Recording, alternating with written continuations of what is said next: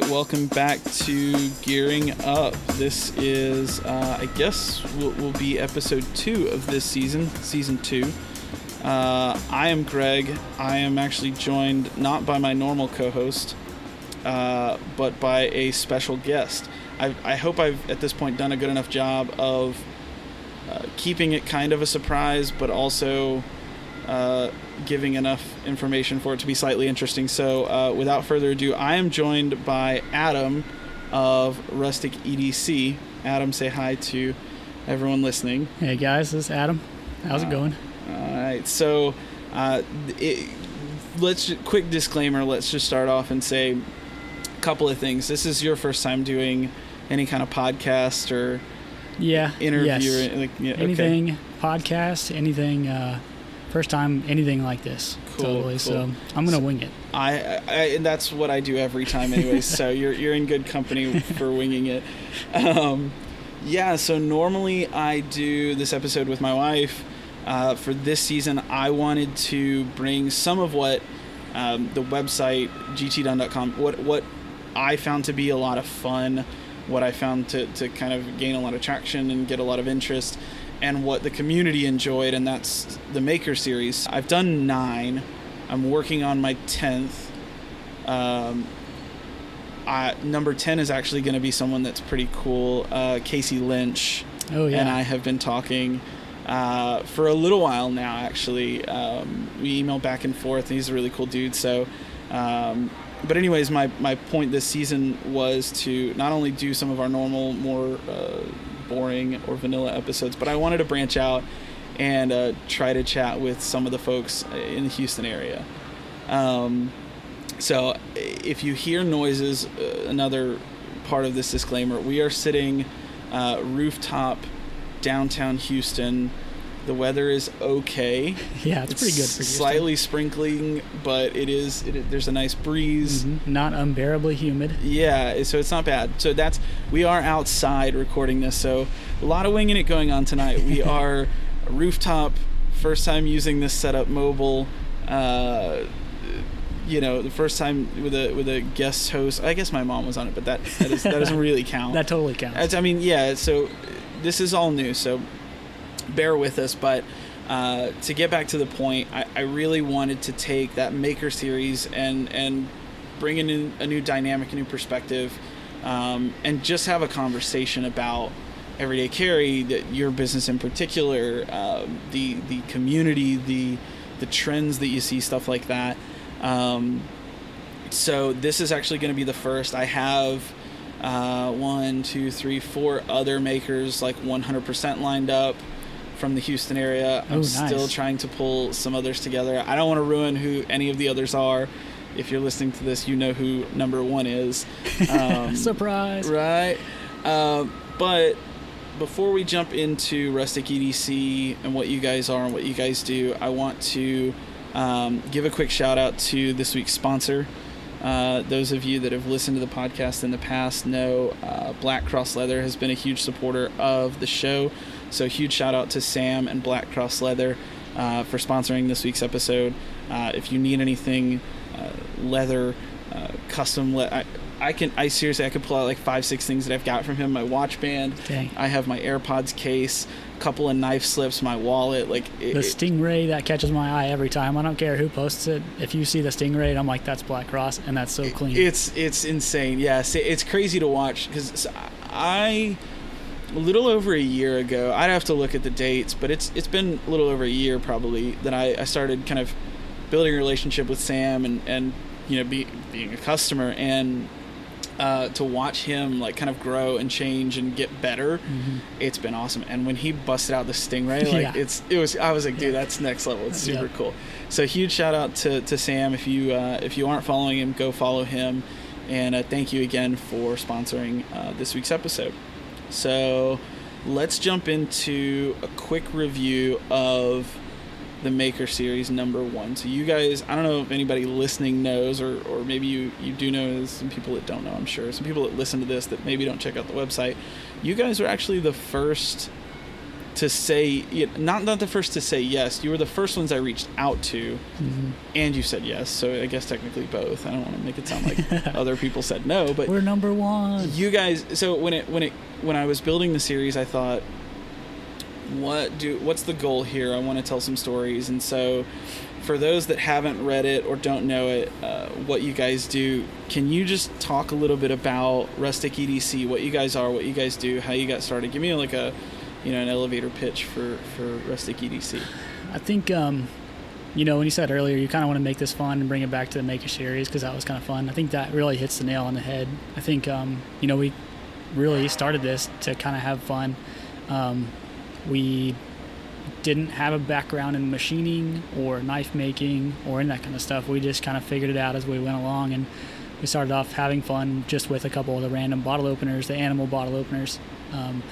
And we started with that and just kind of figured it out. And then my wife started knowing how big of a Texans we are. Why don't we make some Texas pieces? And I was like, I don't know if people will like that. And so, of course, I pushed her off. And then, we made some. And then all of a sudden, everybody wanted one. So we were like, okay, we're going to start doing this. And then everybody said, what about Michigan? Like, okay, we'll do Michigan. Oh, what about Oklahoma? Like, okay, let's do Oklahoma. And then we just went all for it with 50 states. So really what that meant to us was having people carry their home with them. We carry our Texas on plane flights and on road trips, and we take fun pictures, and it kind of just adds a little extra state pride to your EDC. So really it's it's about just kind of having fun and meeting people just like you. Just meeting either customers that turn into friends, or friends that turn into customers, or just acquaintances. You don't even have to buy anything from us, but if you talk to us, we'll usually talk back. It's just kind of that's how the community goes, and it's kind of how we really got involved is the community just opening up to us, and so we did the same. That's crazy. Yeah, I think when we first started talking about this, I mentioned it, I guess yesterday we were talking, and I said, think back to that post. That was August of 2017. Yeah. And that, God, 2017 to me right. just sounds so far away. Mm-hmm. God, that, we're going on almost a year and a half since the first conversation to start this. And so there's a ton that's changed for me. I mean, if anybody that listens to this has followed along, but I know you guys have had some changes in the last 12 to 18 months. I mean, whatever you want to share, talk to me about what's happened in the last year and a half with you, with the family, with the business, all of that stuff. So you said it, family. So our biggest addition is our daughter. We're super proud. That changed us completely. Now we're kind of building stuff really with a lot of her in mind. So that's really our biggest change. And we moved since then. I think when you started that, we might have been in Dallas still, or Dallas area still. Yeah. And then moved to Houston. So that's obviously another big change. So having a daughter, some big moves, and then we've added a bunch in the business. As really we go a lot on customer requests. Yeah. Hey, can you do this? And we're thinking about it. Actually, yeah, that'd be a great product. Or we're driving through Texas, oh boom, we need to do this. This would be a great addition. So I think the biggest changes is personally and family wise. Oh yeah. First kid will change you for sure. It's been a wild ride. So I'm right there with you. You guys have done a lot with the business, just in some of the collaborations that I've seen in just the last, I don't know, few weeks, it seems, have just been insane. So I have the Texas flag anode Texas, and I keep that one with me, but is it Phil with Metamorphosis? Oh yeah, right. So Phil he's killing it. Yes. God, it's I don't even live in Arizona or New Mexico, but every time one of those comes up, I'm like, man, I should maybe grab one of those. It's funny when we talk or whatever, okay, we got, I got a few extra titanium states I'm not going to put on the site. I'll send them to you directly. You kind of have your own, freedom and do this. And so I'm like, what do you want? And he's like, I don't know. Obviously Texas. He's like, send me some random ones. And so I always pick Arizona, New Mexico, because he knocks those out of the park. Yeah. I mean, every time, every one of them is different. and his work is just crazy, especially on the spinners. I have never owned a spinner, and not that I don't want them, but every time he posts a spinner that he does, it's like, maybe I gotta grab one. Oh my gosh, it's like super detailed, and like, I mean, his work is crazy. To see him grow also, because I talked to him really early on about Texas stuff, and so him being in Abilene, I talked to him a little bit about like making handkerchiefs, right? So this is like way early on. He's kind of looking somehow to get in, and I was looking for Texas stuff, and I was like, I want some Texas hanks, and so he did that, and so that kind of went on to like doing patina states for us, and the patina stuff always turns out really cool. It's not my favorite to carry. He guarantees me it won't rub off, and I'm like, I think I'm gonna rub this off. Like if I carry this in my pocket and I'm walking to work or something, but he guarantees like he's like, it won't rub off. You can like throw it on the ground maybe, but so he did some patina stuff, and then he kind of started working into the ano, and then just his ano work keeps him busy year round. It's insane. It's funny. I have one of the 1-inch brass Texases. And I'll be honest, it's not something I carry. That's just no. But I do keep it on my oh my god, you have a 1-inch. Well, that's god. This is a little bit extravagant. It's like the Texas you would never carry it. So I brought we have this Wild Dill bottle opener. So it's shaped like armadillo because we're Texas, and that's our state mammal. So we made a 1-inch thick brass one, just like Greg's 1-inch Texas. That is nuts. It's insane, and nobody would ever carry this. It's basically a huge paperweight, but it's fun. Well, that's what I was gonna say. So I don't carry it, but as soon as I got it, I was like, I gotta bring this to the office because, I've my current job. I've been there for 6-7 months, and within a week I was the knife guy. Like I was the guy at work, and which is horrible because now everyone's like, here, can you sharpen this? Here, can you But I was like, I got to bring it to work because I know it's gonna be one of those things that's just when someone walks in your office, they're gonna touch it. They're gonna grab that. They're gonna grab it. They're gonna pick it up. They're gonna look at it. And sure enough, people don't come in my office without picking it up and checking it out. Man, this is really cool. Like, I don't know what I'd do with it, but and I'm like, you would do exactly what I'm doing with it. It's gonna set up. And it's funny, and this all kind of ties back into Philip. Someone was looking at it, like, what is what? And that's something I kind of explained to him. I pulled up y'all's website. I showed him my Texas anode one, and then I pulled up Metamorphosis page, and they were like, well, what if you live in one of those boring states?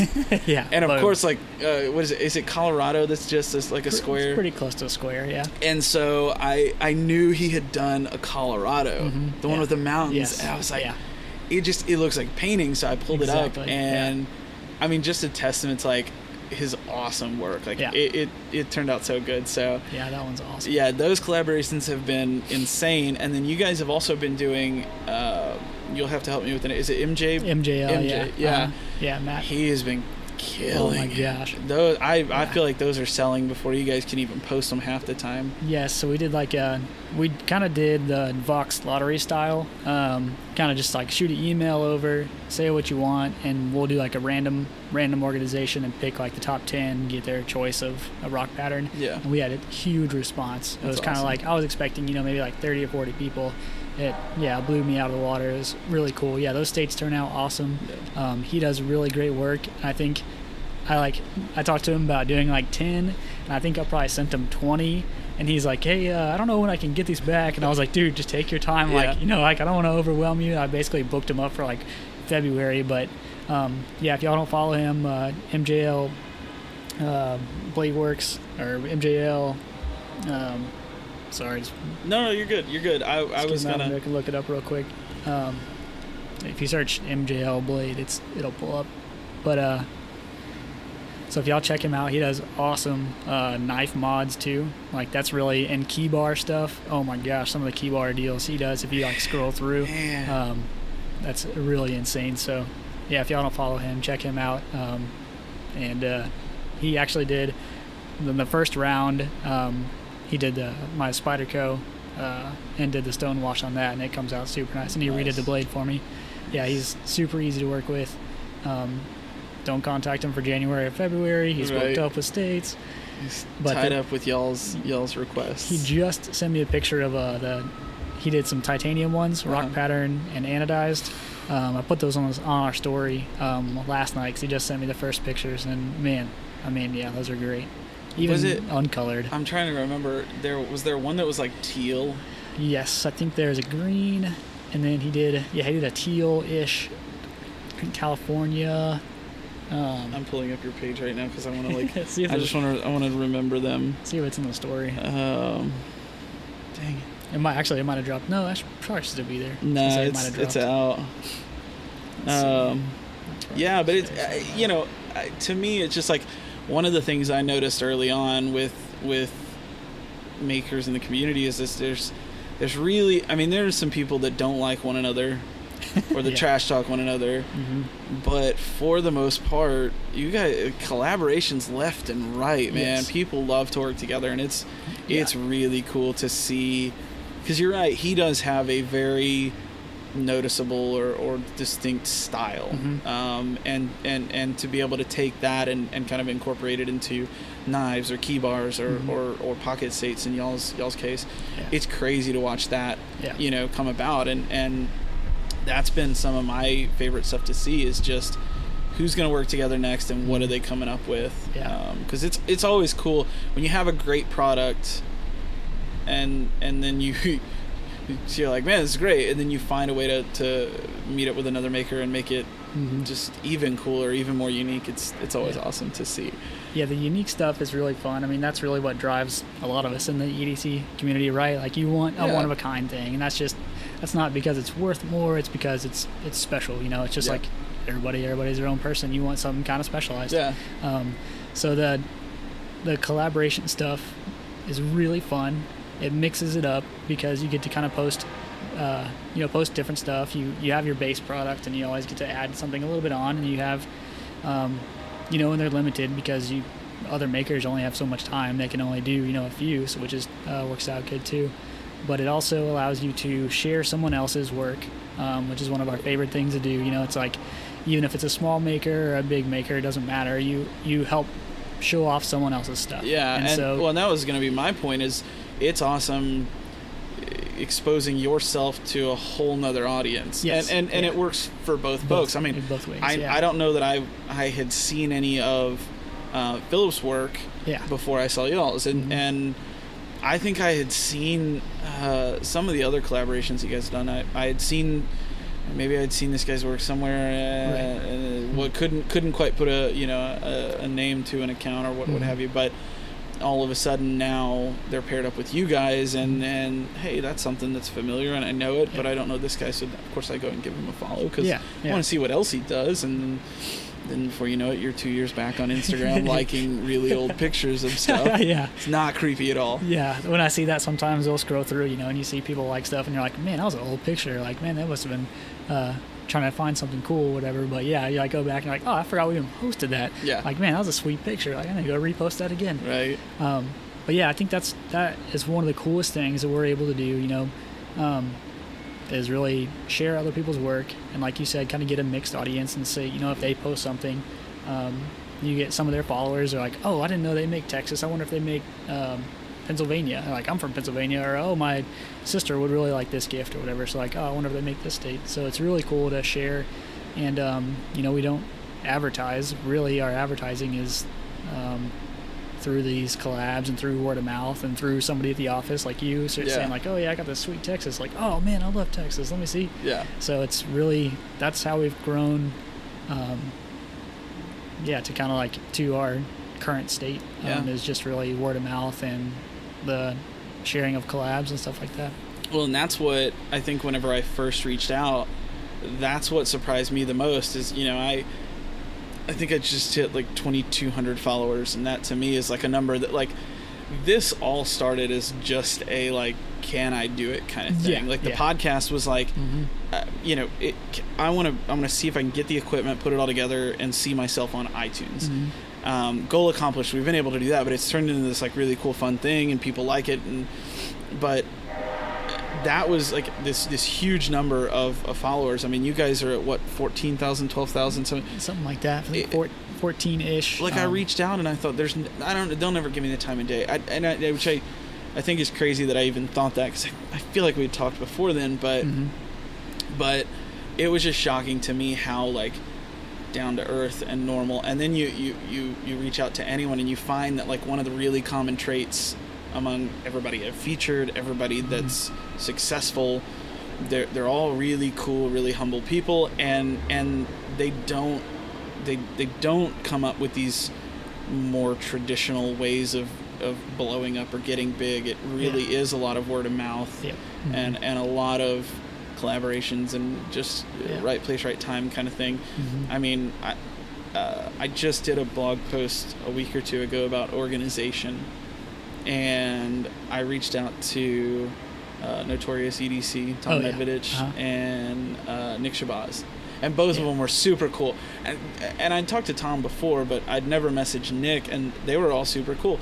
And again, I guess my point being is, regardless of size, like the common thing that you see with really cool, really successful folks in the community is that they're just cool, normal, down-to-earth people, and they're not, they don't let it get to their head, I guess is where I'm going with that. No, that's really true. I think when we first started, same thing, I was really nervous to reach out to anybody because, being the new maker, you also don't want to like admit anything like, oh yeah, I totally know how to do that. Right. So you kind of put that on the background. But, a few other makers, like way early on, I talked to Elliot T-Rex Tools, which is no longer there anymore, but he made these little dinosaur like T-Rex ball openers. You can kind of see him around, but not many people carry him or post pictures anymore. But he was super nice. And yeah, like starting off, you're like, oh, this guy's never even going to reply to my email. And then all of a sudden you get a reply and you're like, oh, sweet. Him and Sam from Rabid Weasels, like him and I talked super early on as he was kind of getting started. And, I still have some of his like very first round pieces, which I'm really proud to keep. Because now he puts 100 up there and they're all gone in 10 minutes, and people are super pissed about, missing a sale. Like, like, oh, I can't believe it. You always sell out. The Coke Tools curse. Oh, yeah, exactly. Like, that's like, I remember that being like my first taste of like, what? Yeah. There's a maker that has this cool product that I can't get it immediately. Why aren't you Amazon? Yes, exactly. Yeah. So we have a lot of people message too. Not that we make $1 million and sell $1 million, but people are like, "Hey, you're sold out." I'm like, "Oh, like I know it says sold out. Let me get you on in a few weeks. Like we're working on that. So just kind of if you don't mind hanging out for a little bit, we'll work on getting what you need. We don't want to be out of reach. Yeah. We also want to be pretty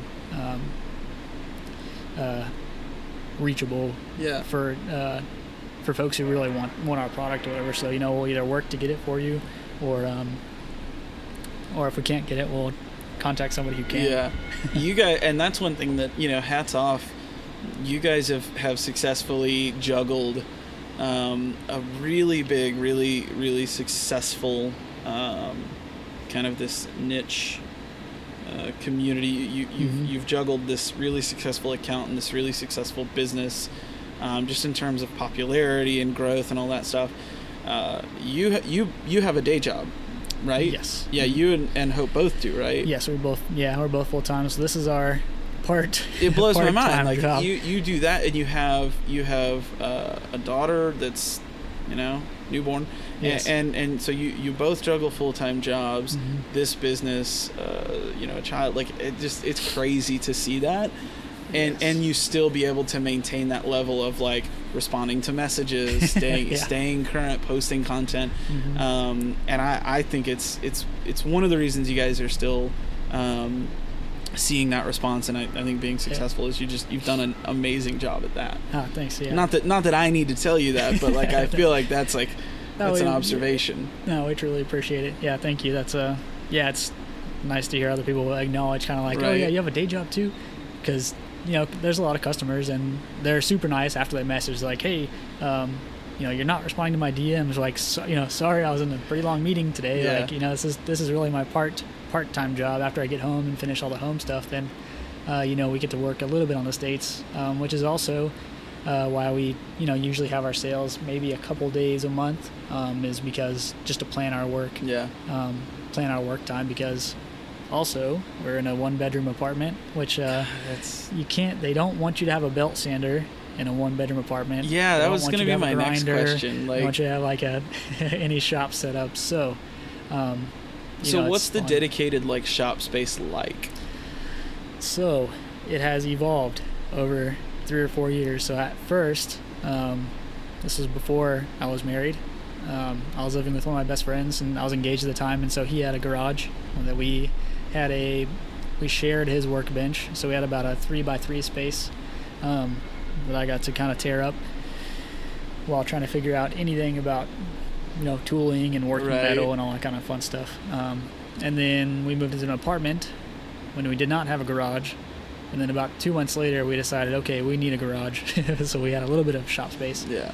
Currently, we're working out of my wife's family's shop, which is in Fayetteville, Texas, which is about an hour and a half from here. Yeah. So that's also another reason why our work days are really scheduled, because we're kind of scheduled around shop time. Yeah. So let's say, we decided late this week that we're going to go to the ranch tomorrow. So that's why we had some last minute sales, like, hey, we're open for one day. Yeah. Like, get what you can, because, like Friday at 5 or Friday at 7, we're booking it. So we'll grab all the states and run. And so I get to work pretty much all day Saturday or all day Sunday, or half and half. That way I can get y'all stuff done. And really, that's awesome. Actually shout out to everybody who ordered today. I really appreciate it. We had a really fast response, which is normally it takes a few hours, but today we had 20 or 30 gone like by lunchtime, and it was like sweet. And a quick note, today might not be literally, so today is actually the 18th of January. We're recording this one kind of out of order, so if you ordered something mid-January, I don't know when I'm going to post this exactly, so I want to make sure that the people that need to be thanked know who you're talking to. Thanks everybody, number one. Oh, of thank course. you for all the orders and all the support and just the kind words. But also thank you especially for the orders today, January 18th. Yeah, so, and that's another thing, I keep saying that this is what you see in the successful folks in the community is they're super humble, they're down to earth. So many of them are just so thankful to be able to do what they do and do what they love, and be able to have customers, clients, that support them, whether it's through sharing, buying their work, taking a picture, whatever it is. Like that's again, like you said, you don't pay for advertising, so that's what helps. So it's awesome to see that, and again, just another common trait among makers. So I wanted to dive into a couple other things, but before we do, I want to ask, what do you have in the works that you can share? I know there's some stuff some makers will keep pretty close to the chest until it's like time to launch. Yes. But if I on air, off air, I don't know the answer to this question. That's a part of the reason I asked it was for me. What are you guys working on for Rustic EDC for upcoming or for 2019 that you want to share right now? Yeah, so I talked to Hope about this like right before it came up. I was like, all right, so he's going to ask us what's new. So what am I going to tell him? She said, well, you can tell him the normal stuff, like kind of our expansion stuff. She's like, don't tell him anything special. I was like, okay. So some things that we've always wanted to do that we haven't been able to do, either haven't been capable or haven't had the either the following, because some of these things like the Timascus stuff, I mean, those are high dollar kind of deals. We do very limited runs. We do kind of 5 at a time, and the material is so expensive and the work is so expensive, we kind of have to ask for people to prepay, do the pre-orders, which people have been awesome about that. I like personally like, oh man, I can't ask somebody to like prepay for something, I haven't even made it yet. But it's actually worked out really well, and it allows us to get the products kind of secure, to order the material we want, and to secure the people to help us finish and stuff like that. So the pre-order really helped out. But so things like that took a bigger following and a bigger crowd of people. One of these things is like Zerk. So Zerk has always blown my mind. That stuff's awesome. Yeah. We have never done it. Number one, I was a little afraid to do it for a while. I've got some advice from other makers. And then I'll take a Zerk Texas. Yeah, exactly. Absolutely.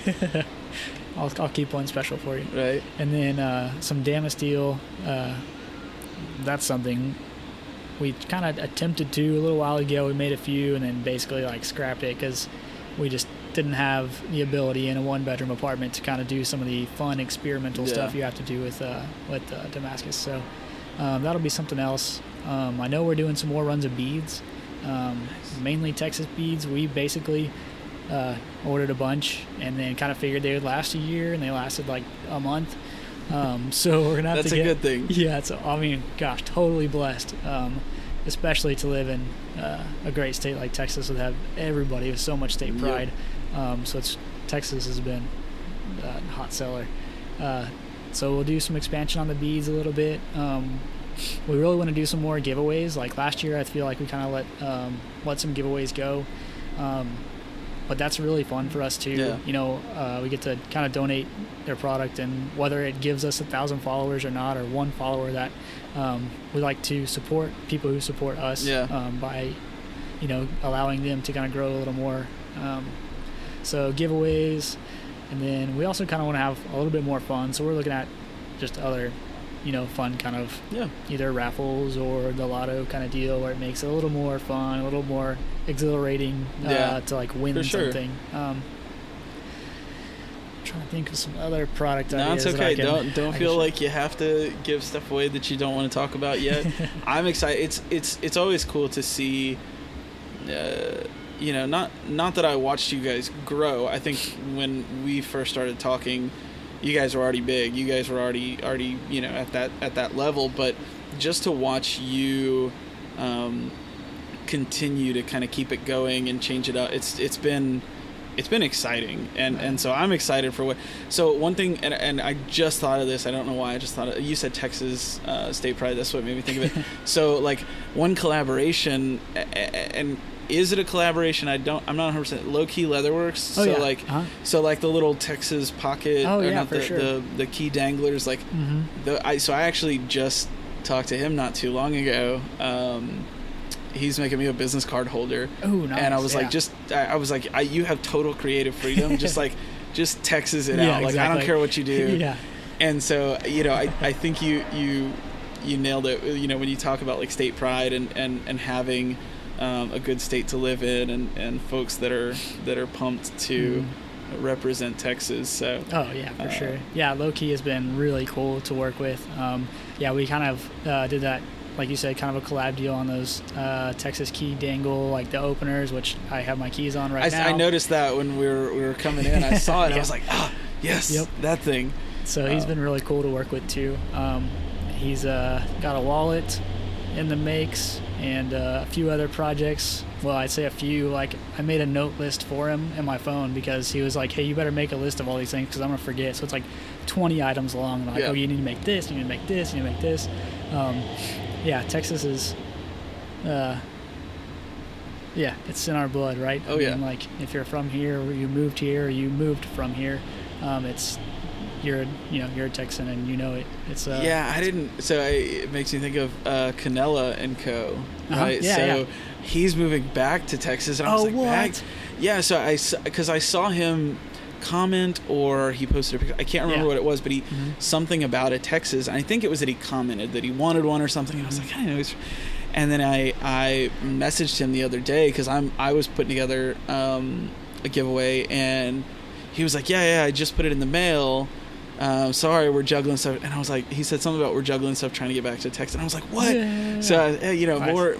more Texas folks coming back or I brought also something to add into the giveaway. Nice. But he mentioned something on a post, and I was like, oh, no way. Like, I don't know why he would want a Texas. And then, like, talking to him or whatever, or seeing his post, I'm like, oh, shoot, he's from Texas. I didn't know he was coming back. That's cool. He said, I think I don't want to like give. It's up north a little ways. I don't know that it's like Dallas north or Austin north, but I know it's not. Yeah. It's not Houston. I don't remember where he said, but he said something about getting out of the military and coming back to Texas. So I was like, that's awesome.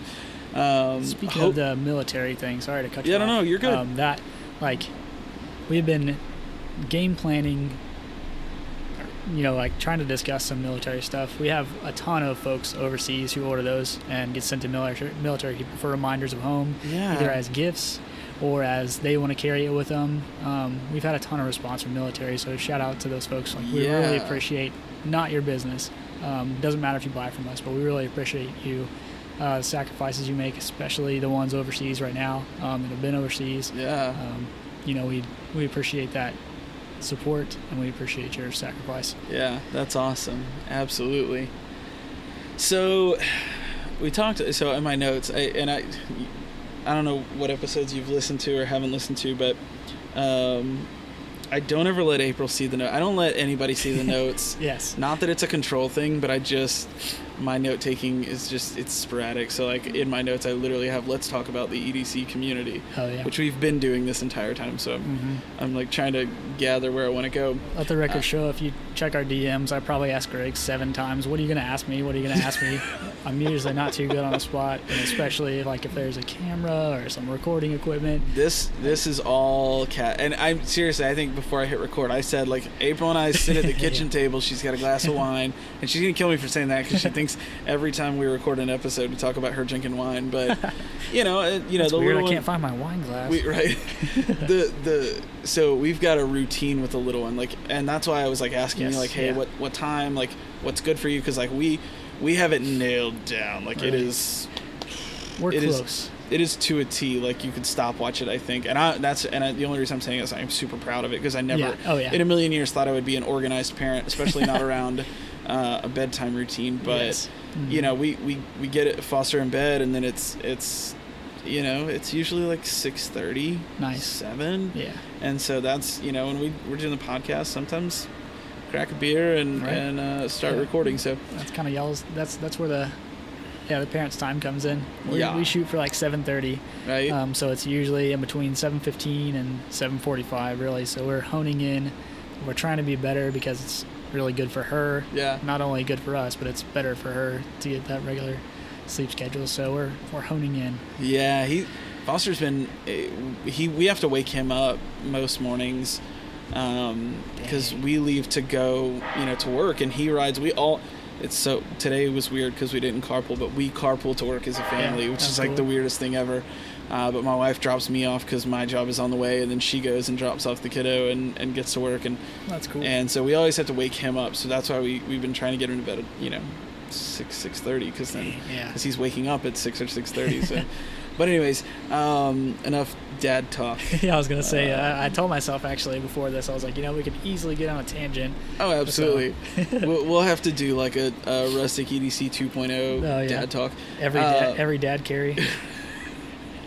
So just speaking more broadly about the community and about the hobby, what in the community have you seen that you like, or that you're excited about, or that you think is really cool? Like, what's been on your radar?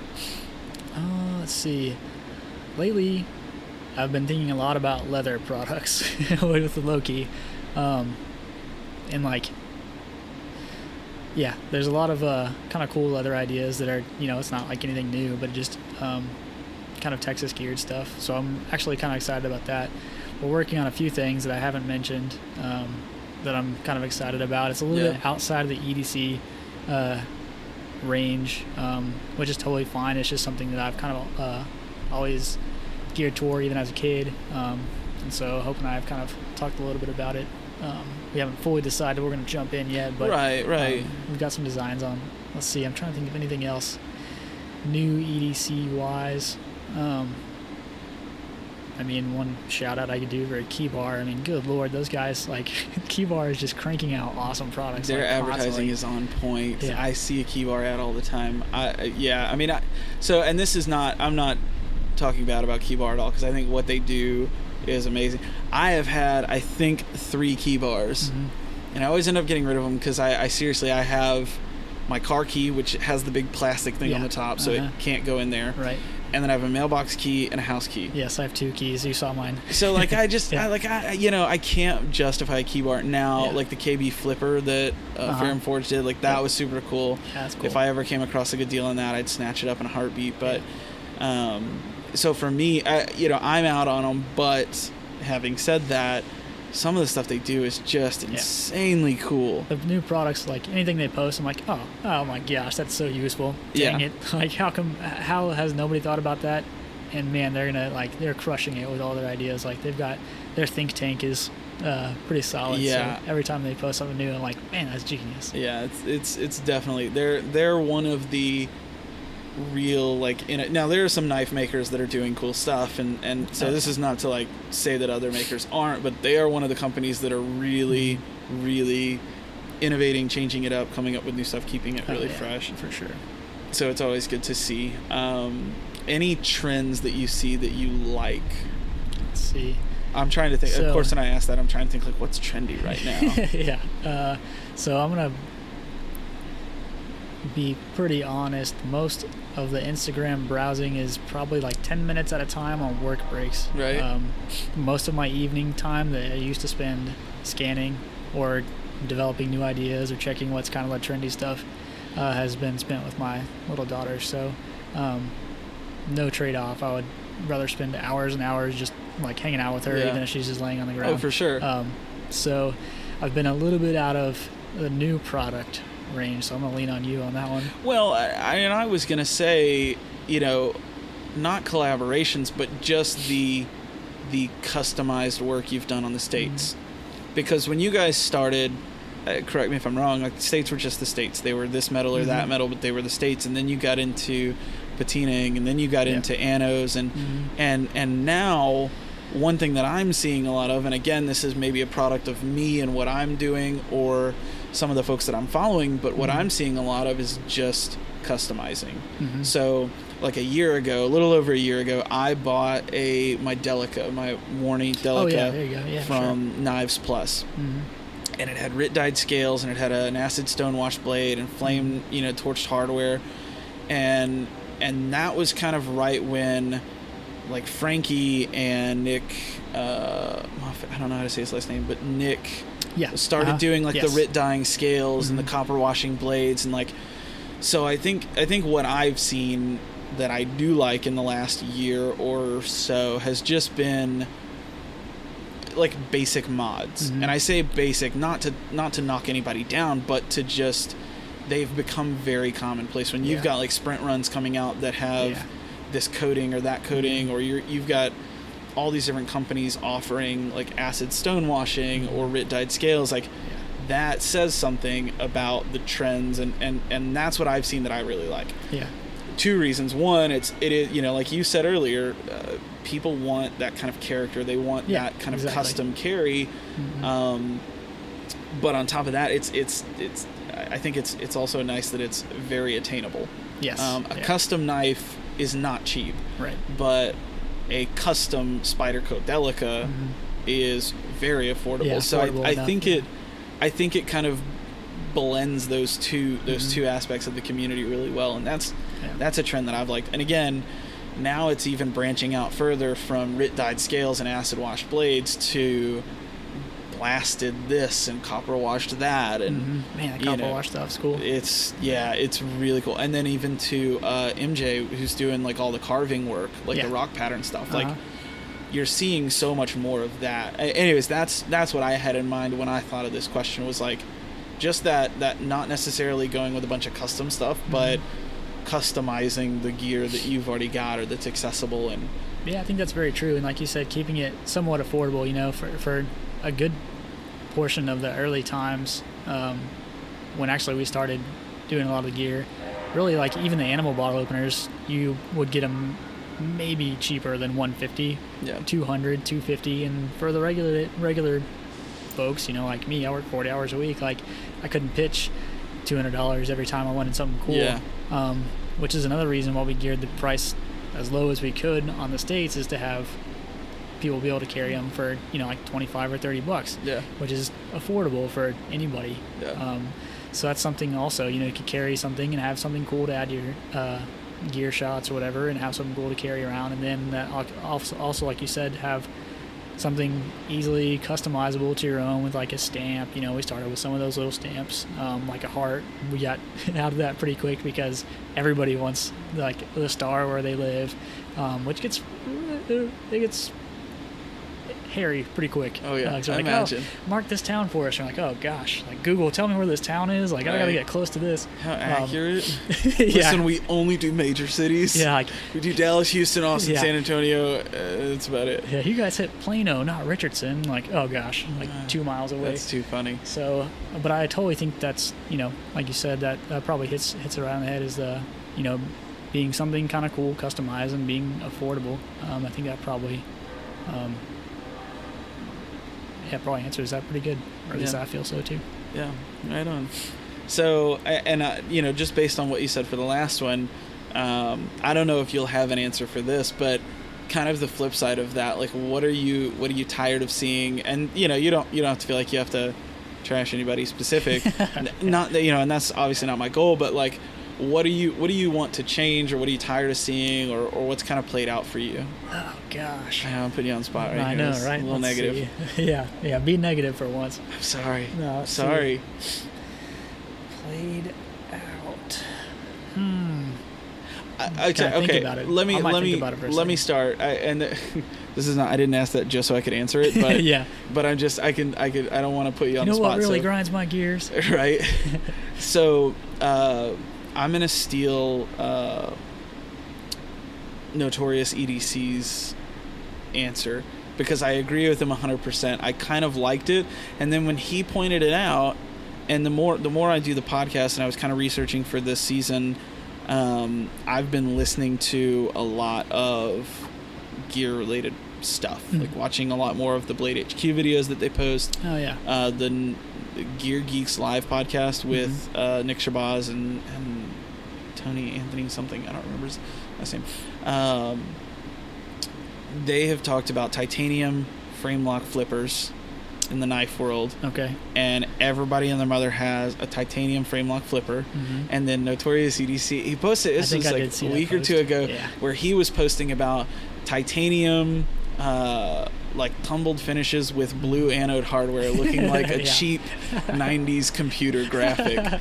And again, there are some slick looking knives out there with those blue accents, but I guess those are the things that I would like to see. Kind of like, the more I'm into the more I'm into the hobby, the more I'm into knives, and the more I'm into knives, the more I'm kind of changing my taste a little bit. And so frame lock flippers, I mean, I looked in my drawer the other day, and I had my Anthony Griffin, which is Damascus blade, and it is a front flipper, so I guess it's slightly different. Sure. But I had that next to my Kaiser Feist, next to my Mastrop Keen, and there was something else that I had that was like on the way, and they were all titanium frame lock flippers, and I'm like, you know what, damn it, they're right. Yeah. Like, gah. So I guess that's what I've seen a lot of, and the more my taste changed, like, I've been into like a lot of like finer slip joints lately. Like for me, I want to get my hand on something from Pena or Gyarados or somebody like that. I've seen some sweet Penas lately. Button Winter. I don't know if y'all follow him. He has just amazing shots. He's actually not too far from here. Really? He posts pictures of. He has an Alabama state of ours, so that's why I started following him. Like, oh yeah, that guy's. Oh my gosh, his shots are awesome.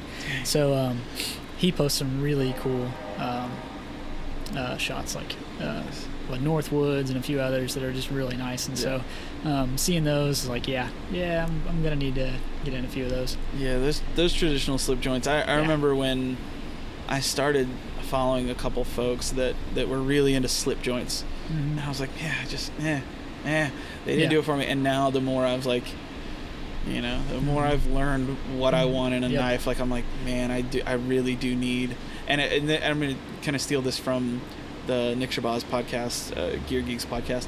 They were talking about, like, if you could have like one knife that you'd go to the grave with, like, what would it be? And they both picked Chris Reeve, very like cut and dry, plain. Not that I love Chris Reeve knives, but like very like plain. Like, I think one of them was the Mindani, I don't know how to say it, and the other one was just like a large Sabenza. But that idea of like a simple, clean, plain knife has just become more appealing, I guess. I don't know. Yeah, that's probably true. I think it'd be interesting to kind of look back over the past few years about those trends or whatever. God, I had a cleaver phase. Like, I really loved cleavers, and now I'm over it, and I'm kind of like, man, Thank God. Yeah. Those were Like chunky knives. Yeah, Yeah, they are some chunky ones.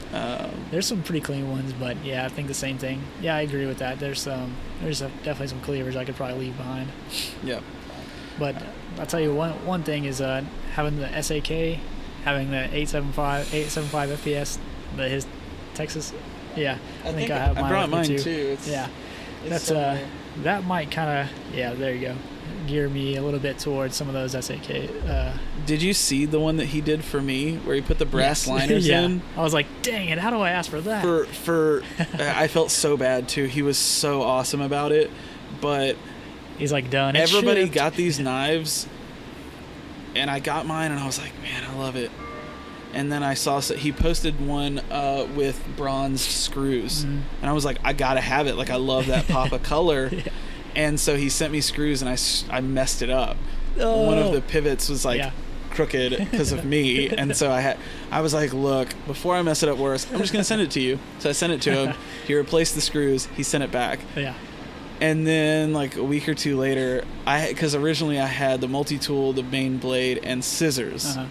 So it's a 2-layer, and I don't really care for 93 millimeters. If you look at my story, you'll see that from time to time I'm complaining why there aren't enough modders doing 84s. And so I messaged him. I was like, hey, like, how much of a pain would it be to like take out the scissors? And he was like, not a pain at all. Like, really, nice. The work's already done. Yeah. And I was like, okay. And we had talked before about doing some brass liners, and so I was like, on a single layer, like even if it's just one side, what are my options? And he was like, let's just try it. Sure. And I was like, I'm just thinking of, I want the Texas to be solid. Yeah. And he absolutely killed it. Yeah, it's awesome. Went and bought some brass, made the liners, made them work, and just absolutely killed it. So yeah, the Swiss Army knife, like I used to not really care for them, but now the more, and I don't own a factory Swiss Army knife. All the ones I have a 1-layer, like I guess it's a bantam pattern from J. Loden, and I have a mini or micro Pioneer from iMod Sac. And so instead of like the traditional cadet pattern, it's the Pioneer pattern, but in an 84 millimeter body. Cool. And then I have that one. Nice. So yeah, Swiss Army knives they've come a long way. I've got one more in the mail, I think. And then, speaking of 875, I could talk about 875 all day because the monthly that he's doing, genius. He's killing it. That's and awesome. he said he might do an 84. I don't know how concrete that is, but God help me if he does. I remember him posting something about it. God help me if he does. I'll be the first pre-order. Yeah. I just wish more people would do 84s. Anyways. Yeah, I've chatted with him quite a bit about some of the stuff, and he's also full-time worker. He does all his stuff like overnight almost. Yeah, I've seen him posting at like 4 a.m. and he's like, exactly. Good night. I'm like, God bless you. Yeah, whenever I ask him about something, he's like, dude, I'm still at work. I'm like, man, take your time. Like, don't rush on my account. No pressure. That's awesome. Yeah, he's a hard worker. He does cool stuff. Well, so we've been at this 53 minutes or so. Ooh, time flies. Yeah, and I try. We go back and forth. Like, you'll listen to one episode and it's 25 minutes, and you listen to the next one, it's 47 minutes. They're all over the place. I try to keep them reasonably short, but I mean, it's a podcast. You can finish listening to it tomorrow or whatever. So I don't know. I felt like for these, I wanted like an hour. So that's really all I have notes wise, and we've kind of hit on everything I wanted to talk about. So, I mean, is there anything that you want to talk about? Anything you want to bring up or mention? I mean, anything?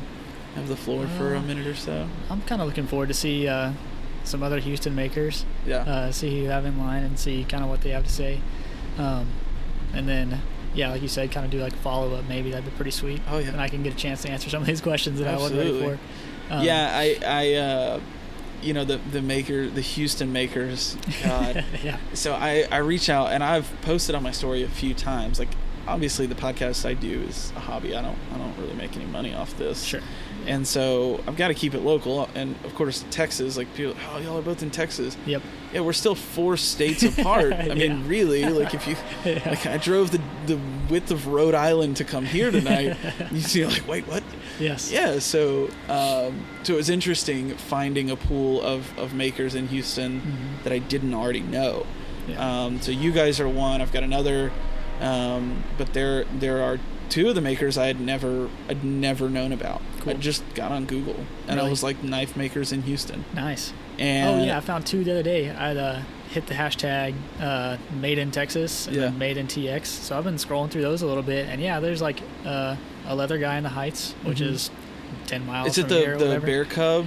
No, that one too. Yeah. There's another one. It's like Houston something or other, Houston leather or whatever. And so I was kind of scrolling through their stuff. Yeah, they're pretty solid. But yeah, it's interesting who you find, and like you said, Texas is so big, and we're all pretty much connected no matter what. If you're in El Paso or here, you're still proud to be a Texan. Absolutely.